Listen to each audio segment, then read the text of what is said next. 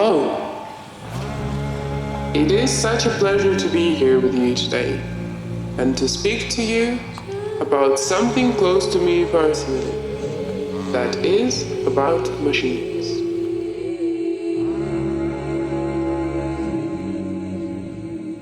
This is the Guest, Ghost, Host, Machine podcast from Serpentine Galleries, a series in which artists of all disciplines try to make sense of the ghost in the machine. My name is Legacy Russell, and I'm here today with artist Victoria Sin. Hello. Hi.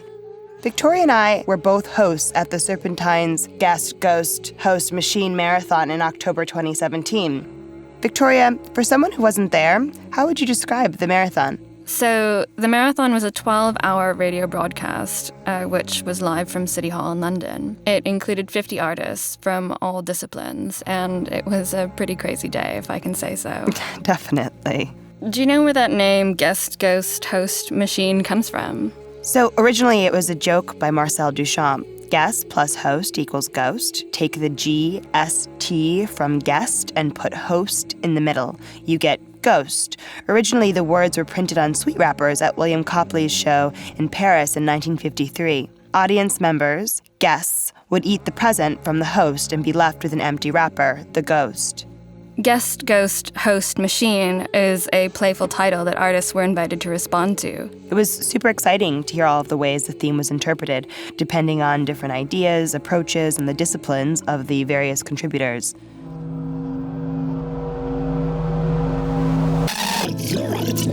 The nationalist. Impossible ideology. Guest, Ghost, Host. So that was one of the many contributors we had at the marathon. Sound artist Amnesia Scanner made some sweet jingles in response to the theme. You might hear more of those as the show goes on. Today's ghost is Timothy Morton. A philosopher by trade, Morton's work breaks down the common belief that humanity is somehow separate from nature. Timothy Morton is the kind of academic that turns up in the last places you'd expect. Bjork asked Morton to help her define her genre of art, and he's also collaborated with artists Olafur Eliasson and Chaim Steinbeck, as well as singer Pharrell Williams. Victoria spoke to Timothy backstage at the Serpentine Marathon before his talk. My idea is that, instead of looking for things up there, in the sort of transcendental beyond, we want to kind of find our humanness in the way we symbiotically connect to other life forms, basically. How does that extend to kind of like talking about non-humans that can't participate in our discourses? Mm-hmm. Well, they can't participate necessarily in our discourses if you mean they don't have like tongues and lips and teeth and stuff like that. The point is that we can share our world in a kind of modal way, like 30%, 20%, and 50% with something like a lion. I don't know if you remember the Cecil the Lion episode when a rich dentist shot a lion, but I think it was pretty much a defining moment in our world where suddenly a lot of people realized that, below sympathy, which is pretty condescending, and below empathy, which could exclude other beings, there's this other feeling, which is a kind of kinship, solidarity feeling. And I think at this point, many humans feel like they've got more in common with a lion than with a dentist. You can hear just from that small chat Timothy's profound respect for words and how they're used. His definition of sympathy as condescending and empathy as exclusionary, and how kinship can be found underneath shows how he can make us rethink concepts that we take for granted. Let's hear it. This is Timothy Morton with Here Come the Lizard People. I'm in Houston, my hometown. Not right now, obviously. I'm chatting on the porch of my friend Mark, a PhD student in the really progressive and weird religious studies department at my workplace, Rice University. Mark is talking about lizards. That's cool, because I care for a lizard, a bearded dragon who goes by the name of Nicodemus. I'm interested in them a lot. I only started looking after Nicodemus in May, so this is all new to me. Mark is telling me that he watched two young lizards on the grass outside his house the evening before. They were play fighting. They weren't really hurting one another, just tussling. Mark was mystified by them. He was entranced. Mark said, "They seem so different from me, so alien." A typical mammalian reaction, if I may speak up for lizards for a moment. The thing is, you have some kind of reptile DNA inside you. We come from lizards. I mean, come on. We share 35% of our DNA with daffodils, so you can expect we share a lot more with lizards. It's true. Human DNA is 35% daffodil DNA. I started chatting with him about his sense of alienation from the lizard. You know what I think? I think Mark was experiencing what in phenomenology is called nearness. Not distance, but nearness. Sure, the lizards were a few meters away on the grass. They were distant in extensional space. When you wear glasses, they're phenomenologically distant because you're looking at stuff through them. When they malfunction in some way, you notice them. There they are, right on your nose. Some people lose their glasses even though they're right there, not necessarily on their noses, but I've heard stories about that for sure. The lizards were malfunctioning, in a way, for Mark. The lizards were doing stuff he didn't understand, and understanding stuff is key to his sense of being in the world. I think the lizards were alien because they were right in his face. In fact, from a DNA point of view, they were his face. Maybe things are hard to grasp because they're so intimate, not because they're far away in experiential or physical space, because they're right on your nose, because they are your nose. This is the kind of thing that the philosophy I like, called OOO, or Object-Oriented Ontology, enjoys talking about. OOO likes to say that things are so vivid we can't grasp them. The sense of alienation has to do with a radical intimacy. Let's say that whole thing in technical speech, shall we? Here we go. Phenomenological distance is enabled by ontological nearness. Isn't it like that with experiences we call uncanny? Uncanniness is familiar strangeness. Uncanniness is strange familiarity. When you're really close to your destination, you might magnify Google Maps quite a lot because that's when you begin to lose your sense of direction. I'm sure your family members are the weirdest people you know in the whole world. Whoever you spend most of your time with is the strangest one. That's why the concept of place isn't nice and cozy and homey all the way down. Place is the strangest thing. Space is easy. Space is abstract. Space is a nice linear box you can take with you to plot your next adventure, like colonizing Mars or colonizing the Spice Islands. Lizards are strange because they're so familiar, we have no idea who they are. Actually, this alienation from the reptile world takes another form. It has to do with the way mammalian genes seem to overwrite something in the lizard genome, the genome we share a bit with them. Think of how so many of the religions on Earth use lizard imagery. Buddha sits on a cobra throne. The emptiness teachings are held by lizard people who live not in space, where you might conventionally expect to find emptiness, but in the earth, in the soil, like the lizard people called the Silurians in Doctor Who. There's some kind of deep intuition there, an intuition about ecology, included in the religious imaginary. Actually, here's another actually. Actually, there's a third kind of alienation. I'm going to give it a really heavy Games of Thrones-y kind of a name. I'm going to call it the severing. That's the name I'm giving in my new book, Humankind, to the idea of speciesism. I think speciesism is a result of an event, not an event that happened at a certain point in time, but an event like the Big Bang, which is in a way still happening. You and I are in a way just the current state of the Big Bang, right? You and I, as oxygen-breathing beings, are just the current state of the catastrophe called oxygen. It was a catastrophe for the creatures that created it, the anaerobic bacteria. They had to hide inside aerobic life forms. That's why you have the energy to listen to this. Your energy comes from mitochondria in your cells. They're bacterial symbionts with their own DNA. Bacterial symbionts evolved from the ones who survived what you probably call the Bacteriocene. That's why lizards can be strange. The extensional distance as I watch them across the grass is irrelevant. When I see them as nature, I violently sever myself from them. They are phenomenologically near, just as they are genomically near. Here come the lizard people. Symbionts, symbiosis, it's what's for dinner. Symbiosis is why we're here. I think the best way to describe the biosphere is to call it the symbiotic real. Symbiosis is what makes it work. Symbiosis is necessarily an uneasy relationship between two or more beings. In this relationship, you can never be sure at any moment who's the top and who's the bottom. Are we really more highly evolved than bacteria, or are we really beings who are greater than them, containing them as tools for our own functioning, like a torch contains batteries? Or are we vehicles for bacteria to get around in? A lot of contemporary evolution theory, which likes to be very reductionist, says the second thing. We're vehicles for bacteria. But symbiosis isn't neat like that. You can't tell who's the tool and who's the tool user, and the symbiotic relationship could come apart. It's not forever, it's contingent. Some kind of truth in the Latin word hostis speaks to this. From this word hostis, we get the word hospitality and the word hospital, but we also get the word hostility. We get words for friends, and we get words for enemies from one and the same Latin word.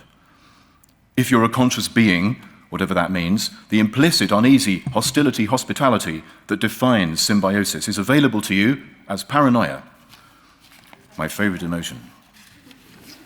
Can you really be sure that I'm not an android? Can I be really sure that you're not an android? We really need a origami unicorn emoji. I'm just putting that out there now that I'm on the radio. Without a concept of God to referee the dilemma, I'm stuck with the kind of paranoia Descartes talks about in his meditations. I could be the puppet of an all-powerful demon. I could be an android. I could unwittingly be someone else's tool, but I can never check. Lots of human thought, scientific or not, is dedicated to reducing the ambiguity because tolerating ambiguity isn't easy. It would be much easier if I really was a person, not an android. It would be much easier if I knew for sure that I was an android, not a person.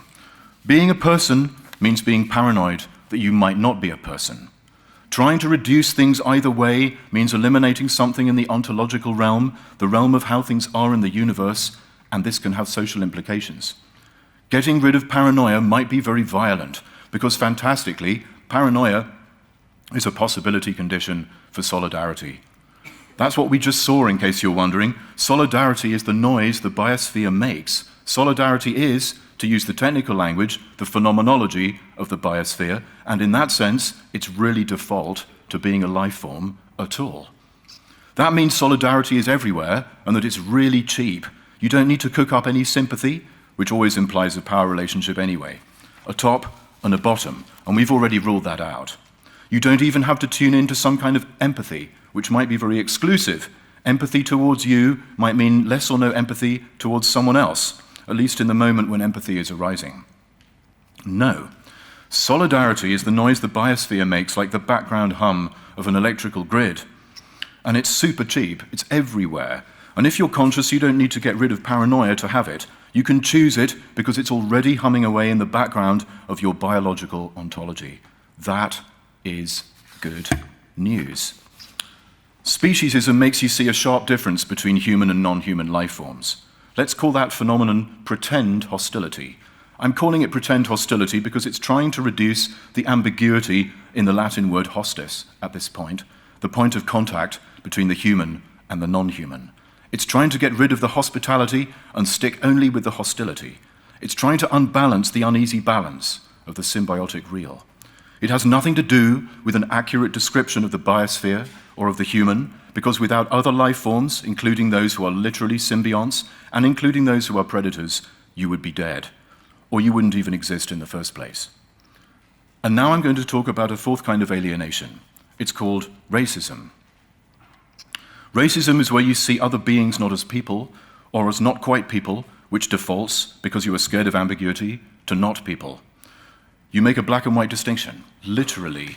Now I'm going to explain why racism is the driving force behind speciesism. You might have thought it was the other way around. There are so many species and so few humans by comparison, so you think that racism is supported and enabled by speciesism. Supposedly different races are different in the way different species, such as lizards, are different from mammals. Just because there are more of something, it doesn't mean that those things are ontologically more important. There can be empirically more things, like electrons. There must be so many more of those than humans and lizards combined. But that doesn't mean that electrons are more important than humans or lizards. It doesn't mean that electrons are more real than humans or lizards. Also, the idea that speciesism is the basis of racism is quite racist. I'm sorry to say that, but it's true. If you think about it, this idea means that racism is less important than speciesism. But this sounds racist, and it's not correct. Just think about racist speech. Sometimes the key to how things are resides in how they appear. In technical lingo, that means you can find ontology within phenomenology. How things happen tells you about what things are. The how is the what. Racist speech uses animal, aka non-human life form imagery, to describe some humans. Racism is what makes that happen. Racism obviously enables speciesism in that example. If you think it's the other way around, you're saying that pretend hostility to other humans is superficial compared with pretend hostility to lizards. You can easily see how racist that is, right? Now comes the moment you've all been waiting for when I explain the visual aid, a diagram called the uncanny valley. You'll see that it explains racism and is itself racist. So on the right, we have the healthy human being, whoever that is, and on the left, sort of also ableist, yeah? And on the left, we have beings who are cute enough for that healthy being to enjoy. Beings like R2-D2, or for that matter, Hitler's dog Blondie. They're cute because they seem distant and therefore different. They're natural in a way, even R2-D2. Why are they distant? What lies between? It's the uncanny valley. Into the valley of the healthy human is thrown all the abject, disturbing beings, abject and disturbing to the human because they're so near. Humanoids, hominids, and we should add the targets of anti-Semitic thoughts.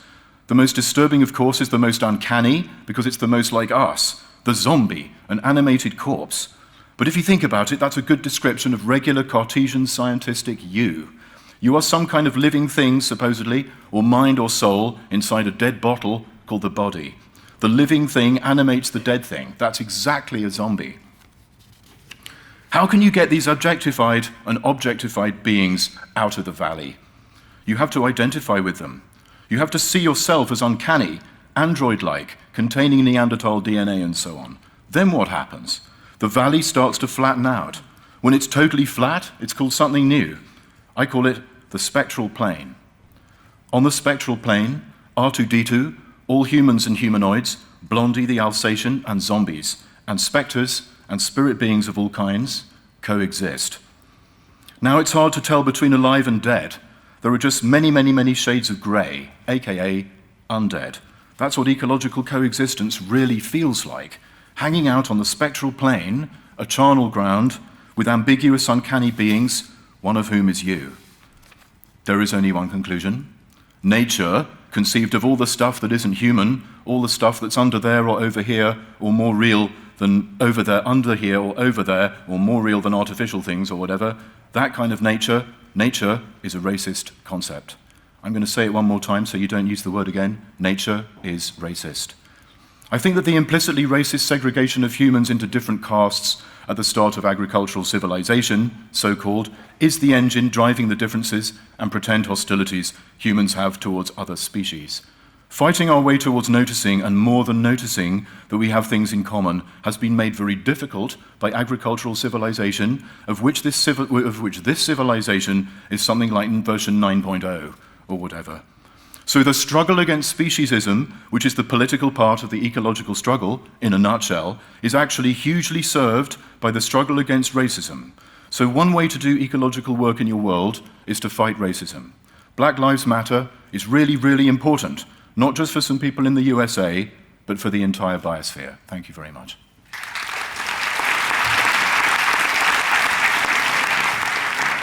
I think it's really interesting to think about, nature as a social construct. I think a lot about gender and race and these other kind of like identity categories as social constructs a lot in my work. But I mean, to kind of take a step back and think about this kind of idea of humanity versus nature as socially constructed is definitely a perspective changer. I mean, I completely agree. I think that kind of the performance of the self and how we understand humanity actually should be rhizomatic. It should be something that, can be unfolding over, many periods of time and in lots of different directions. But, we, of course, put things into categories to understand them. And that, of course, presents some very real problems in terms of processing race and gender and how we read those things within society. Right, definitely. And it's really hard to kind of resist this very human urge to want to categorize things all the time to understand them. Timothy Morton is currently working on a new book and on his first feature film with Jeff Bridges. You can buy his current book, Humankind: Solidarity with Non-Human People, online or in store.